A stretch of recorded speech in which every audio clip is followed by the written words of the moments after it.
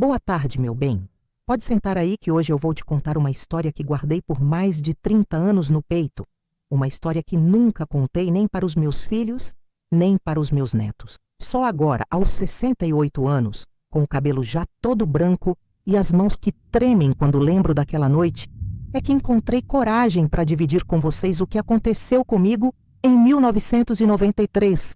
Você já fingiu estar morta? Não, não estou falando de brincadeira de criança, não.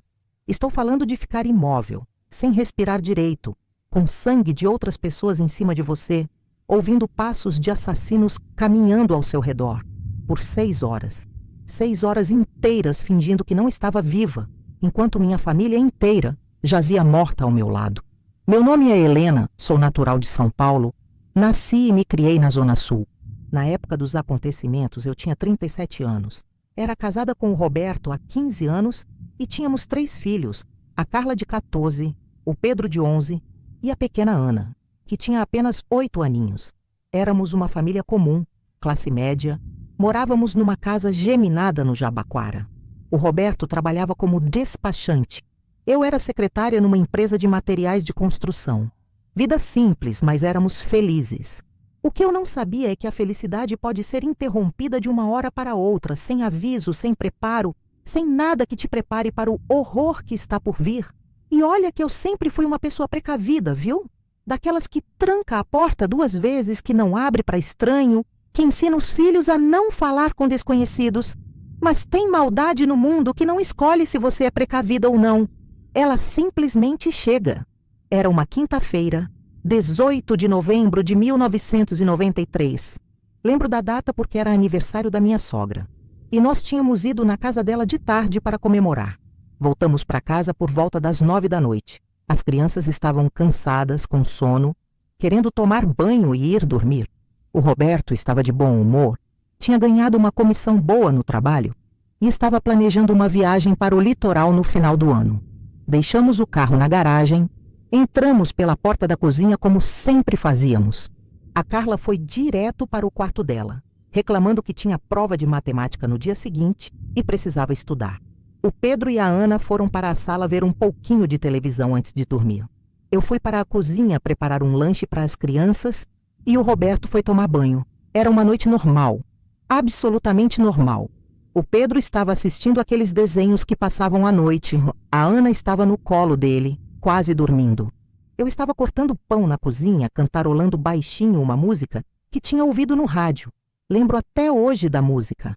Era Como é Grande o Meu Amor por Você, do Roberto Carlos. Que ironia, não é? Cantando sobre amor minutos antes de ver minha família sendo exterminada. Foi quando ouvi o Roberto gritar lá do banheiro. Não foi um grito de susto, foi um grito de dor, de desespero. Um grito que você ouve e sabe que algo terrível está acontecendo. Larguei a faca em cima da tábua de corte e corri para o corredor gritando o nome dele. As crianças também ouviram e vieram atrás de mim. Quando chegamos no corredor, eles já estavam dentro de casa. 3 homens, todos de preto, com toucas cobrindo o rosto, armados. Um deles estava arrastando o Roberto pelo corredor, com a toalha ainda amarrada na cintura, ensanguentado. O Roberto olhou para mim e gritou: "Corre, Helena! Pega as crianças e corre!" Mas não deu tempo. Um dos homens apontou a arma para nós e mandou todo mundo ir para a sala. Eu puxei a Ana e o Pedro para perto de mim. A Carla estava pálida, tremendo. O Roberto tentou se soltar do homem que o segurava, mas levou uma coronhada na cabeça e caiu no chão. O que aconteceu depois ainda me dá pesadelos até hoje. Eles nos fizeram sentar no chão da sala, encostados na parede. O líder, que era mais alto que os outros, ficou andando de um lado para o outro, falando coisas que eu não conseguia entender direito porque estava em pânico, tentando proteger meus filhos. Ele dizia que o Roberto devia dinheiro, que tinha feito negócios sujos, que tinha passado a perna em gente perigosa. Eu não entendia nada, porque o Roberto nunca se envolveu com essas coisas. Era um homem trabalhador, honesto, meio ingênuo até. Mas eles insistiam que ele tinha pegado dinheiro que não era dele, que tinha vendido informações que não devia. O Roberto, mesmo machucado, tentava explicar que era um engano, que ele não devia nada para ninguém, que nunca tinha se envolvido com criminalidade. mas eles não queriam ouvir. Queriam saber onde estava o dinheiro, onde estavam os documentos, onde estavam as evidências que eles achavam que ele tinha. A Ana estava chorando baixinho no meu colo. O Pedro segurava minha mão com força. A Carla estava em silêncio, mas eu sentia ela tremendo ao meu lado. Eu tentava acalmar as crianças, sussurrando que ia ficar tudo bem, que logo eles iam embora, que era só um mal-entendido. Mas no fundo, eu já sabia que não íamos sair vivos daquela situação.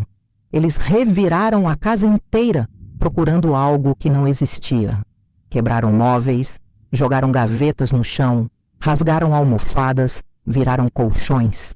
O barulho era ensurdecedor, mas pior que o barulho era o silêncio que vinha depois de cada pergunta que faziam para o Roberto, porque ele não tinha resposta para dar. Como você responde sobre algo que não existe?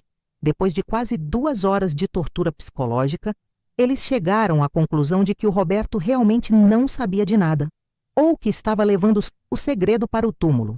Foi quando o líder olhou para nós e disse a frase que mudou minha vida para sempre. Se ele não fala, a família paga. O que aconteceu depois daquelas palavras ainda ecoa na minha mente como um pesadelo que se repete. O homem mais alto, aquele que parecia mandar nos outros, tirou uma arma maior do casaco. Não era uma pistola comum, era algo que fazia um barulho diferente, mais abafado. Depois eu soube que tinha silenciador. Ele apontou primeiro para o Roberto. Meu marido olhou para mim, depois para as crianças e disse: "Eu te amo, Helena. Cuidem um do outro." Foram as últimas palavras que ele falou. O tiro foi certeiro na testa. O Roberto desabou para o lado e não se mexeu mais. A Ana gritou. O Pedro tentou se levantar para correr até o pai, mas eu segurei os dois com força. A Carla ficou em choque, olhando fixo para o corpo do pai sem piscar. Eu sabia que se eles se movessem, iam morrer também. Então fiz a única coisa que minha mente conseguiu processar naquele momento. Comecei a implorar. "Por favor", eu disse, "as crianças não sabem de nada. Elas são inocentes. Matem a mim, mas deixem elas viverem."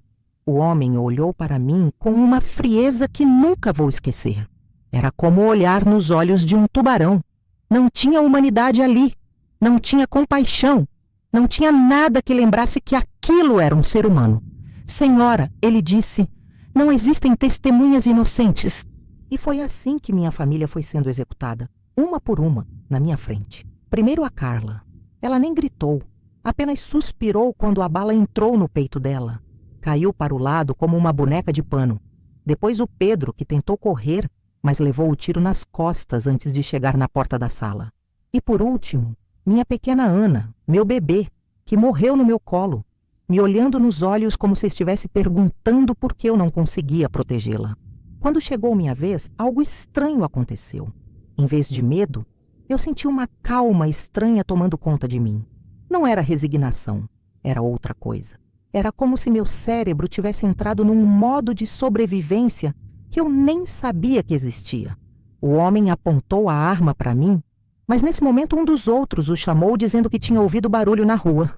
Eles foram até a janela da frente, discutindo se era hora de ir embora. Foi nesse momento que meu instinto me disse para fazer algo que, olhando hoje, parece loucura, mas na hora foi pura sabedoria primitiva. Eu me joguei em cima da Ana como se estivesse tentando protegê-la, mas na verdade estava me posicionando de um jeito que parecesse que eu também tinha levado um tiro. Fechei os olhos, controlei a respiração para ficar bem baixinha, quase imperceptível, e fiquei completamente imóvel. O sangue da Ana estava em mim. O sangue do Pedro tinha espirrado na parede atrás de nós. O cheiro de sangue estava tão forte que eu quase vomitei, mas me forcei a permanecer imóvel. Os homens voltaram para a sala. Olharam os corpos espalhados pelo chão. Um deles chutou minha perna para ver se eu reagia. Eu não reagi. Outro pegou meu pulso, mas deve ter feito de forma rápida e descuidada, porque não percebeu que meu coração ainda estava batendo. Ou talvez a adrenalina tivesse deixado meu pulso tão fraco que ele realmente achou que eu estava morta. "Pronto", disse o líder. "Trabalho terminado, vamos embora." Ouvi os passos deles se afastando, a porta da frente sendo fechada, o som de um carro sendo ligado na rua. Mas eu não me movi. Alguma coisa dentro de mim dizia que eles podiam voltar. que podiam estar esperando para ver se alguém estava fingindo. Então eu fiquei ali, imóvel, respirando de forma quase imperceptível, com o corpo da minha filha pequena nos meus braços. As primeiras 2 horas foram as piores. A adrenalina ainda estava correndo no meu sangue, meu coração batendo tão forte que eu tinha certeza de que qualquer um poderia ouvir. Cada ruído da rua me fazia pensar que eles tinham voltado. Cada vez que um carro passava, eu morria de medo que parasse na frente de casa. Mas a coisa mais difícil não era o medo. Era ficar ali abraçada com o corpo da minha filha, sentindo ela esfriar nos meus braços e não poder chorar, não poder gritar, não poder expressar a dor que estava me destruindo por dentro. Tinha que ficar ali, fingindo estar morta, enquanto meu coração estava se despedaçando em pedaços. Na 3ª hora, comecei a ouvir vozes dos vizinhos. Aparentemente, alguém tinha ouvido os gritos e chamado a polícia. Mas mesmo assim eu não me movi. E se fossem eles, disfarçados? E se fosse uma armadilha? Minha mente estava tão traumatizada que eu não conseguia mais distinguir realidade de paranoia. Foi só quando ouvi claramente a voz de um policial falando no rádio, reportando a situação, que eu finalmente me permiti mexer um dedo. Mas ainda assim, esperei mais 1 hora inteira antes de realmente me levantar. Porque se eu estava viva, tinha que ter certeza absoluta de que estava segura. Quando finalmente me levantei, depois de 6 horas fingindo estar morta, eu não era mais a mesma pessoa. Não era mais a Helena que cantarolava Roberto Carlos na cozinha. Não era mais a mãe que se preocupava com prova de matemática da filha. Eu tinha morrido naquela sala junto com minha família. O que sobrou foi outra pessoa.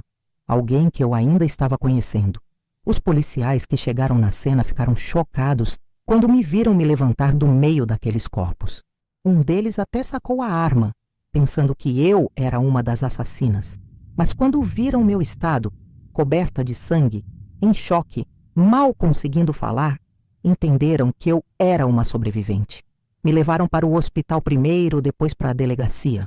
Passei 3 dias internada, não por ferimentos físicos, mas porque eu tinha entrado num estado de choque tão profundo que mal conseguia falar. Quando finalmente consegui contar o que tinha acontecido, ninguém conseguia acreditar que eu tinha ficado imóvel por 6 horas fingindo estar morta. O delegado responsável pelo caso, Dr. Augusto, um homem já experiente, de uns 50 anos, me disse que em toda sua carreira ele nunca tinha visto um instinto de sobrevivência tão aguçado. Senhora Helena, ele falou, o que a senhora fez não foi sorte, foi inteligência pura. Se tivesse tentado correr ou reagir, teria morrido com eles. Mas eu não me sentia inteligente. Me sentia culpada. Culpada por estar viva quando minha família estava morta. Culpada por não ter conseguido salvá-los. Culpada por ter fingido estar morta em vez de morrer defendendo meus filhos. Essa culpa me acompanhou por anos. E ainda hoje, às vezes ela aparece no meio da madrugada. A investigação revelou que realmente tinha sido um caso de identidade trocada. Os assassinos estavam procurando outro Roberto, um Roberto Silva que trabalhava com contrabando e devia uma quantia alta para uma organização criminosa. Meu Roberto era Roberto Santos, despachante honesto que nunca se envolveu com nada ilegal na vida. Mas os criminosos tinham confundido os endereços. Descobriram isso porque, 2 semanas depois do massacre da minha família, o verdadeiro Roberto Silva foi encontrado morto numa estrada de terra em Osasco. Os mesmos homens que mataram minha família tinham finalmente encontrado o alvo certo, mas já era tarde demais para a minha família.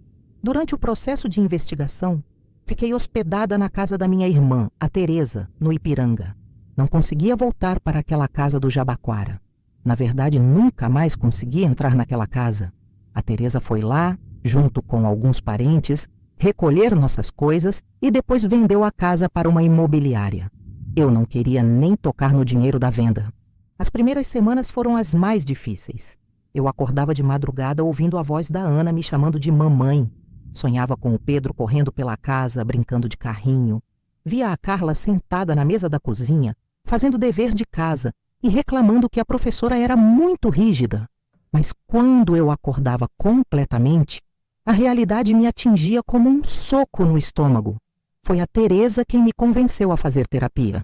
Helena, Ela dizia: "Você sobreviveu por algum motivo. Precisa descobrir qual é esse motivo e seguir em frente." No começo eu resistia, porque seguir em frente parecia uma traição à memória dos meus filhos e do Roberto. Como você segue em frente quando sua família inteira foi massacrada? A psicóloga, a doutora Márcia, me ajudou a entender que a culpa que eu sentia era normal, mas que não era verdadeira. Helena, ela me explicava, você não escolheu quem viveu e quem morreu. Você apenas teve um instinto de sobrevivência que funcionou. Isso não te faz culpada, te faz humana. Foram meses de terapia até eu conseguir entender que fingir estar morta não tinha sido covardia, tinha sido a única chance de sobreviver para poder buscar justiça. Porque se eu tivesse morrido também, quem ia contar a história? Quem ia identificar os assassinos? Quem ia lutar para que eles pagassem pelo que fizeram? E foi exatamente isso que eu fiz. Durante 2 anos, trabalhei incansavelmente com a polícia para identificar os responsáveis. Passei horas olhando fotos de suspeitos, fiz retrato falado, dei todos os detalhes que conseguia lembrar sobre aquela noite terrível. Minha memória, que tinha sido minha salvação, agora se tornou minha arma. Conseguimos identificar 2 dos 3 assassinos. O líder, aquele homem alto de olhos frios, se chamava Carlos Eduardo, conhecido como Carlinhos da Morte, um nome que me dava calafrio só de ouvir. Ele tinha uma ficha criminal extensa, mais de 15 assassinatos, todos executados da mesma forma fria e calculista que vi na minha casa. O segundo homem identificado era Reinaldo, o rei, braço direito do Carlinhos. Era ele quem tinha segurado o Roberto no banheiro e o arrastado para a sala. O terceiro nunca conseguimos identificar completamente. Apenas sabíamos que era mais novo que os outros e que, segundo informações da polícia, tinha morrido num acerto de contas alguns meses depois. O julgamento do Carlinhos e do rei foi um dos momentos mais difíceis da minha vida. Ter que sentar naquele tribunal, olhar para eles novamente, reviver todos os detalhes daquela noite na frente de um júri, foi como morrer e ressuscitar várias vezes no mesmo dia. Mas eu precisava fazer isso. Precisava olhar nos olhos deles e mostrar que eles não tinham conseguido me matar, que eu tinha sobrevivido não apenas fisicamente, mas espiritualmente, que eles podiam ter tirado minha família, mas não tinham conseguido tirar minha dignidade, nem minha vontade de justiça. Quando o juiz leu a sentença, prisão perpétua para os 2, eu não senti alívio nem alegria, senti apenas um vazio, porque justiça não traz de volta quem você ama. Justiça apenas confirma que o mundo reconhece que uma injustiça foi cometida, mas os meus filhos continuavam mortos, o Roberto continuava morto e eu continuava viva para carregar essa dor.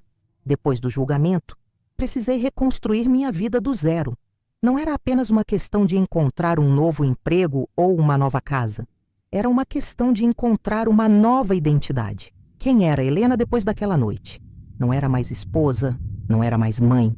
Era apenas uma mulher de 39 anos que tinha visto sua família inteira ser massacrada e que tinha sobrevivido fingindo estar morta. A primeira coisa que fiz foi mudar de cidade. Não conseguia mais ficar em São Paulo, onde cada esquina me lembrava de alguma coisa. Mudei para Campinas, onde uma prima distante da minha mãe morava.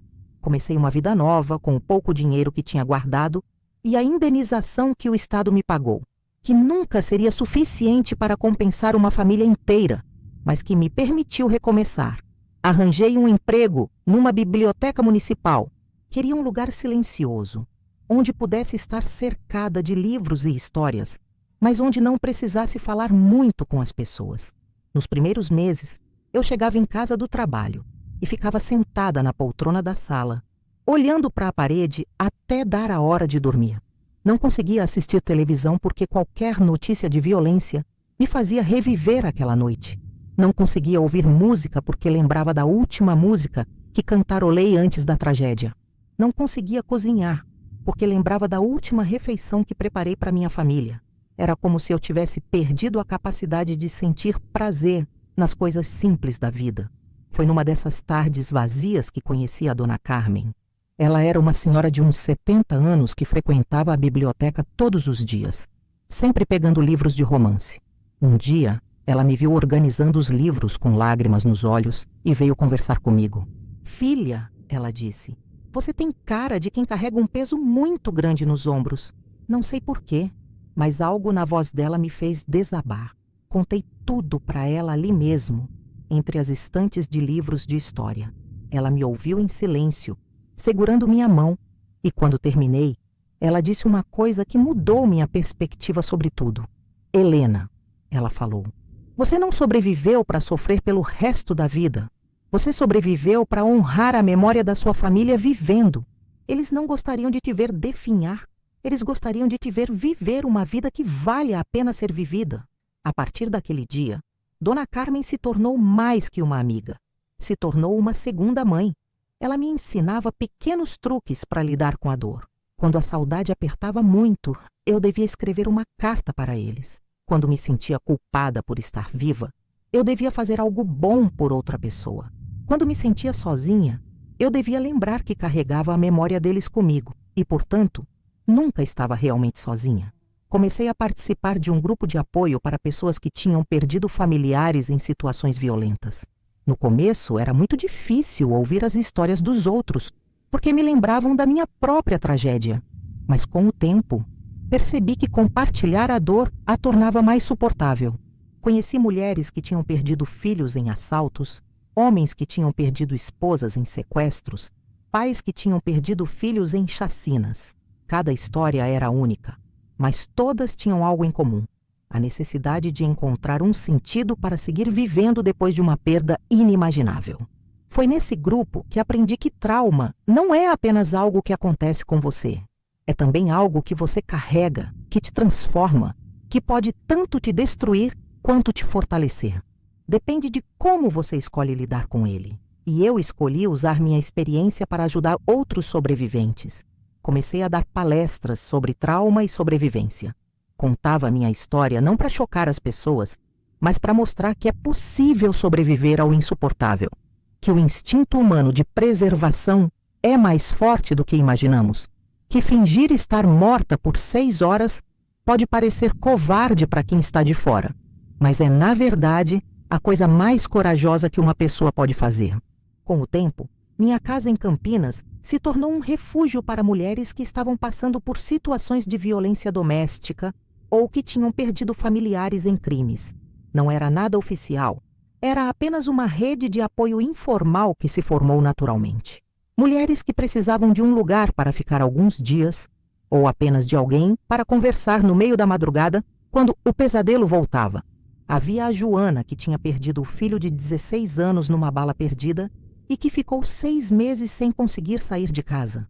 A Márcia, que tinha escapado de um marido que tentou matá-la com um martelo. A Rosângela, que tinha sido estuprada e espancada por um vizinho e que não conseguia mais dormir com a luz apagada. Cada uma com sua história, cada uma com sua forma de sobreviver. Percebi que minha experiência de ter fingido estar morta me dava uma credibilidade única para falar sobre sobrevivência. As pessoas me ouviam porque sabiam que eu realmente sabia o que era estar no limite entre a vida e a morte e escolher a vida. Não era teoria, era prática. Não era filosofia, era experiência pura. Anos se passaram. Fiz 50 anos, depois 60. Meu cabelo escureceu e depois embranqueceu. Meu corpo ganhou rugas e perdeu agilidade, mas minha mente se fortaleceu. Aprendi que trauma pode ser transformado em propósito, que dor pode ser transformada em compaixão, que sobrevivência pode ser transformada em serviço. Durante todos esses anos, mantive um ritual sagrado. Todo dia 18 de novembro, aniversário da morte da minha família, eu ia ao cemitério onde eles estão enterrados e conversava com eles. Contava sobre meu ano, sobre as pessoas que tinha ajudado, sobre as pequenas vitórias e os momentos difíceis. Roberto, eu dizia, ainda lembro de você cantando no chuveiro todas as manhãs. Carla, sua filha teria sido uma advogada incrível, tenho certeza. Pedro, você ia adorar esses videogames de hoje em dia.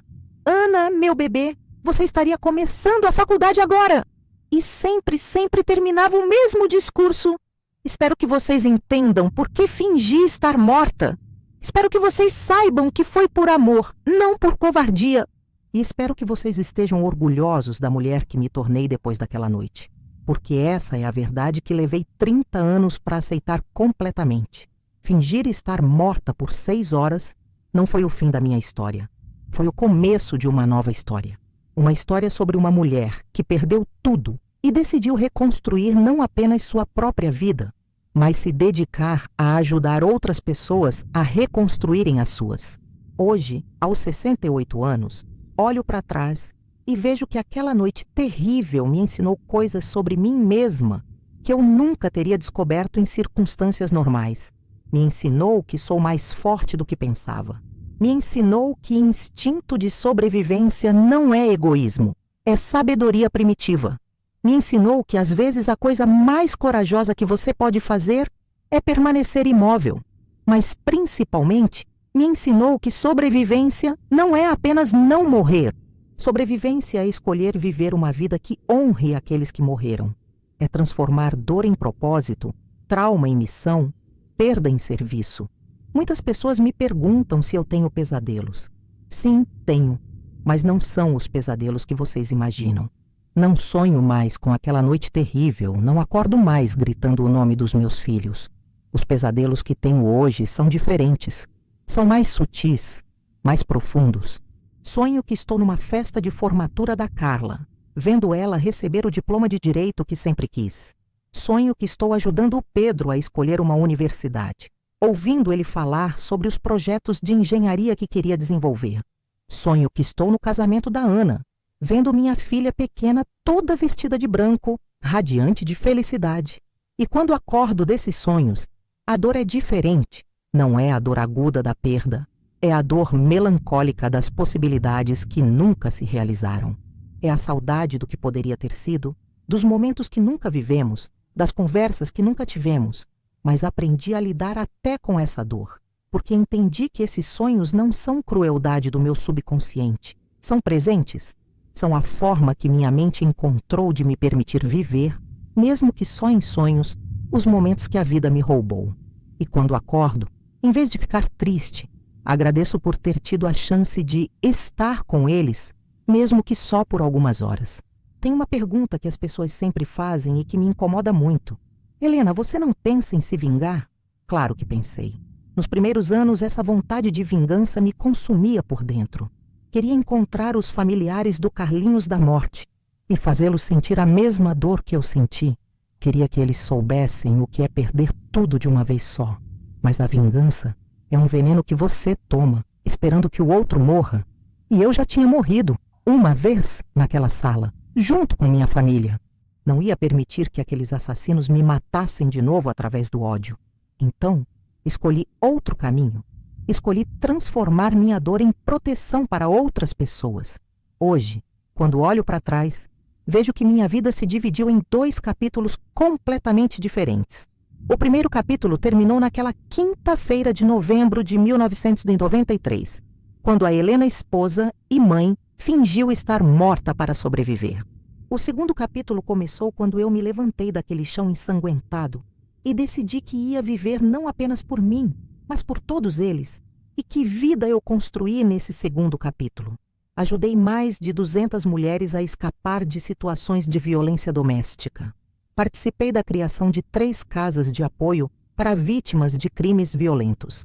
Dei palestras em universidades, delegacias e centros de saúde sobre trauma e recuperação. Escrevi um livro que já vendeu mais de 50 mil cópias e que tem ajudado outras sobreviventes a encontrar seu caminho. Mas o que me orgulha mais não são os números, são as histórias individuais, como a Fernanda, que chegou até mim com o rosto desfigurado pelo ex-marido e que hoje é delegada especializada em violência contra a mulher. Ou a Josefa, que perdeu 3 filhos numa chacina e que hoje dirige uma ONG que atende famílias de vítimas da violência urbana. Cada mulher que conseguiu reconstruir sua vida, cada família que conseguiu encontrar paz depois da tragédia, cada pessoa que aprendeu que é possível sobreviver ao insuportável, todas elas são a prova de que fingir estar morta por 6 horas valeu a pena. Porque não foi apenas minha vida que salvei naquela noite. Foram todas as vidas que pude tocar depois. Claro que há dias difíceis. Dias em que acordo e por alguns segundos esqueço que eles se foram. Dias em que vejo uma família feliz na rua e sinto uma pontada de inveja. Dias em que me pergunto como seria minha vida se nada daquilo tivesse acontecido. Mas esses dias são cada vez mais raros, porque aprendi uma lição fundamental. Você não pode mudar o que aconteceu, mas pode decidir o que vai fazer com o que aconteceu. E eu decidi fazer disso minha missão. Decidi que cada dia que vivo é uma vitória sobre aqueles assassinos.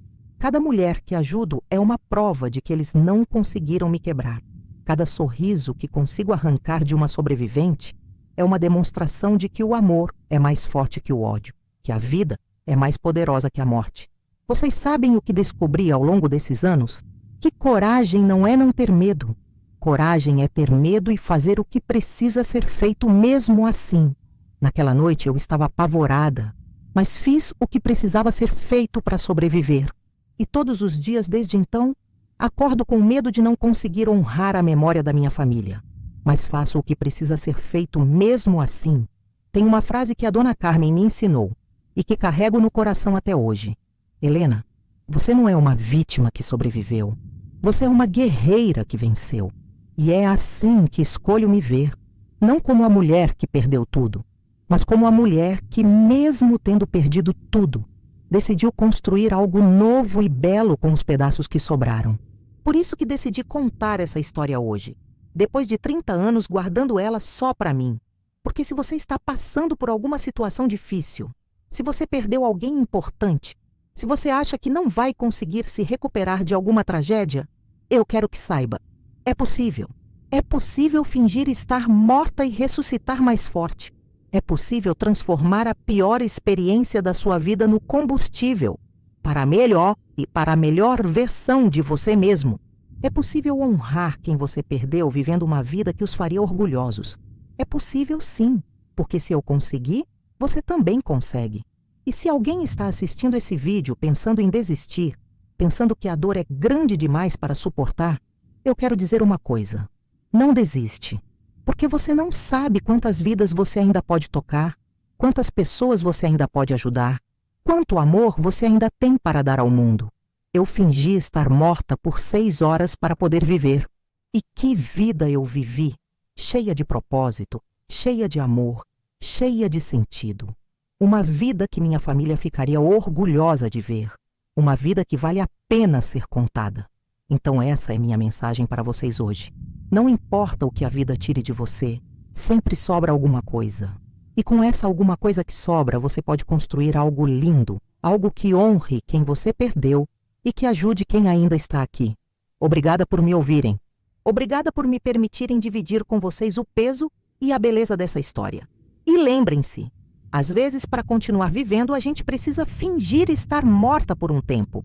Mas o importante é sempre, sempre ressuscitar.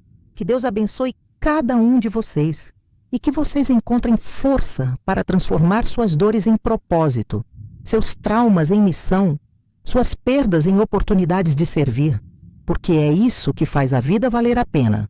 Não o que recebemos, mas o que conseguimos dar. Um beijo no coração de cada um e até a próxima conversa.